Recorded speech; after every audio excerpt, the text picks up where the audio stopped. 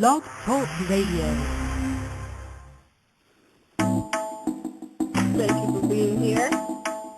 I do have a question for you. This is Let's Talk. This is a spot. I like it a lot. Stressing a lot. A lady is hot. I'm bringing it down. I wiggle around. I'm touching the ground to the beat that I found. Haciendo. Haciendo. Bajaha. Sí. Bajaha.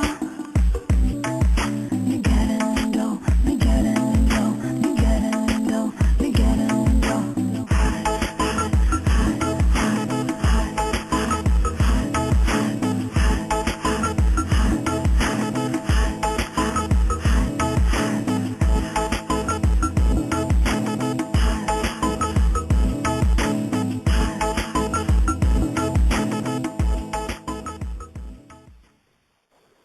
Greetings, greetings. Welcome everyone to Let's Talk. We appreciate you being here and taking time out of your busy schedule to be here. We are going to do a continuation of taking this opportunity to speak to the President of the United States. Let me make this very clear that he is not here, nor will he be here.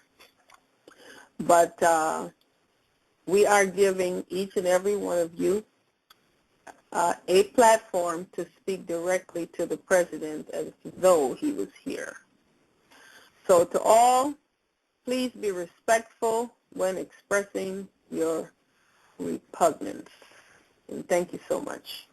My call-in number is 1-347-857-4296. Please press the number 1, and that will let me know that you would like to speak your mind. Greetings again. We have Kahea in chat. Thank you so much for being here.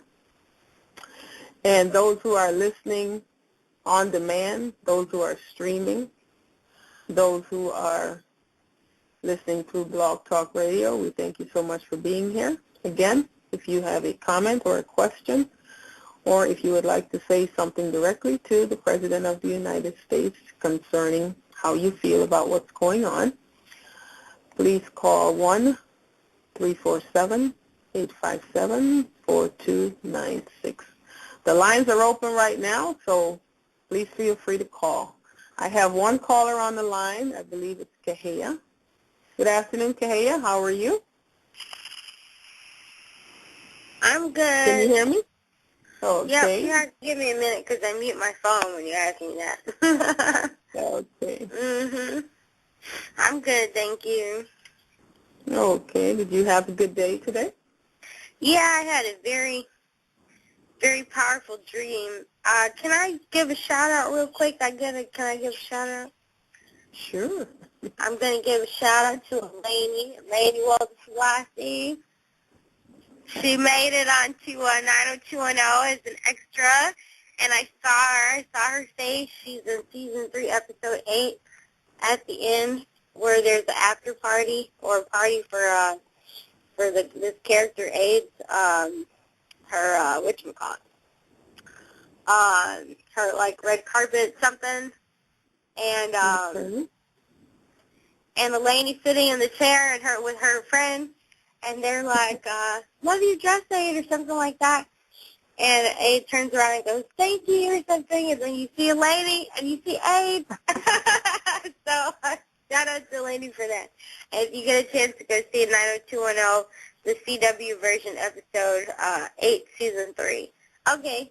And, Okay. I would like to say big ups to Eleni. Congratulations for making it to 90210. And for those of you who are not familiar with Eleni, every time I do my show, my intro song, along with the laughter, that's Eleni. And what I will do, now that Kahea has mentioned this, I will play the complete song at the end of the show, so to give you an idea of who she's talking about. Again, Eleni, congratulations and keep up the good work. Much success. That's wonderful news. Yeah, I'm excited. Pardon me? I said I'm excited. Yeah, me too. That's cool. Mm-hmm. Okay, Kahea, we'll continue in a minute. We have Chuck and PJ in chat. Thank you so much for being here. Please feel free to call in. What we're doing today is a continuation of each and every one of us having an opportunity to speak directly to the President and tell him how we feel in a respectful way. He's not here, and there's no plans for him to be here, but you never know whose hands this may get into. It is a recorded show, and here's your opportunity to tell him directly how you feel about these changes that are going on between the Republican Party and the Democratic Party. So welcome, Chuck and PJ, for being here. Okay, Kahea, would you like to start? Actually, I was hoping you would start, and I would express my opinion around what you format. Okay, well, I've had an opportunity to listen to, on the way home from work, I have an opportunity to listen to Ed Schultz's show, so I get some of my information from there. And he plays a few of the clips. I listen to Tom Joyner in the morning when I'm on the computer doing my work. And I have an opportunity to listen there, and I've heard a few clips there as well.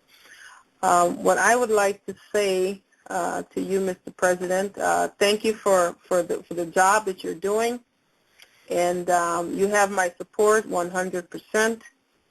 But there's certain things that I'm not satisfied with, and I'm taking this opportunity to let you be aware of that. Do what's right for the American people. And the American people does not want this deal with the Republicans. It's not a deal for us. It's a deal for them. And from what I've heard, this is a deal that you oppose. So if you oppose it and we oppose it, there's no reason for you to go through with this. So do what's right for the American people. And again, you have our support 100%. We're there to back you in doing the right thing. Don't let the fear-mongering take you off guard. So be strong, stand firm, and we've got to fight this one. Because if you allow them to have their way again, who's to say that they're not going to do something underhanded that's not right for us? They've continued to prove that whatever choices or decision they make, it benefits them, and it never benefits us. So now it's time for us to benefit from whatever decision is made. We elected you, Mr. President, to represent us, to fight for us, and we are there to fight with you. So we are giving you the opportunity to stand up and fight the Republicans. Even if you fight one time at least, we're seeing that you're making an effort to fight. But right now, the way things are going, all we're seeing is that you're caving into them. And that's not why we elected you. We elected you because we know that you are strong enough, you're smart enough, and that you have the desire to make things happen for the people. Okay? So that's what I would like to say to you. And again, thank you so much for the work that you're doing. We greatly appreciate it, and we continue to support you. If you'd like to make a comment, please call 1-347-857-4296 and use my platform to speak directly to the President of the United States. Okay, Kahea, would you like to? Yeah, I prepared a little for today. One of the things I want to start with is a quote from a certain Senator Mary, I guess it's Landrieu, Landrie. This is the first time I've heard about her on the Young Turks. I'm sure they talked about her before, but I believe she's in Congress or the Senate or something. I'm not sure exactly how it works, but her quote is, I'm going to argue forcefully for the nonsensicalness and the almost, moral corruptness of that particular policy. This is beyond politics. This is about justice and doing what's right. And then she continues on to say why the president didn't think there were 40, 50, or 60 of us to defend him on this principle, I don't know. But he basically didn't think anybody of us cared much about it. Well, I want him to know I do care. And there's also Senator, I believe, Senator Bernard Sanders from Vermont, and she was from Louisiana. And he basically said he's going to do everything in his power to start a petition around the Senate and get as many people to sign it to not pass this. And I don't know what's going on. I don't know if there's a miscommunication, but the Democrats seem very, very strongly opposed to this, and they seem like they would have backed Obama. And Obama made a statement, and Jink really broke it down. Obama was basically saying that the problem is that the American people are being held hostage, and he doesn't want to negotiate because he doesn't want the hostages to get hurt. But Jink was bringing out a very good point, and this is something similar to what happened in Somalia. He said that if you always negotiate with hostages or people holding hostages, then they'll just keep grabbing more hostages and keep asking for more. And that's actually what happened in Somalia. From what I hear from a Somalian named Kanan, he was saying that the issue isn't that the Somali pirates were necessarily bad. What happened was these governments were coming over and throwing their toxic waste into the Somali waters, and the Somali people kept going to the United Nations, and they weren't doing anything about it. So the Somali voters got their own people to help out, and they started taking matters into their own hands, and they weren't hurting anybody. And what happened is that because they were bringing in these kind of thuggish people, right, and first it started off where it was going smoothly, but next thing you know, nothing again was being done, and they were bringing in more people. And then next thing you know is, will they get their money every time they get these people? So then it kind of got out of hand, where now you have all this justice system going corrupt because you have these people taking people to get something done, but now people are just taking people for money, And so Jink's point was, basically that. If you keep doing that, then they're just going to keep asking for more and more and more and more and more,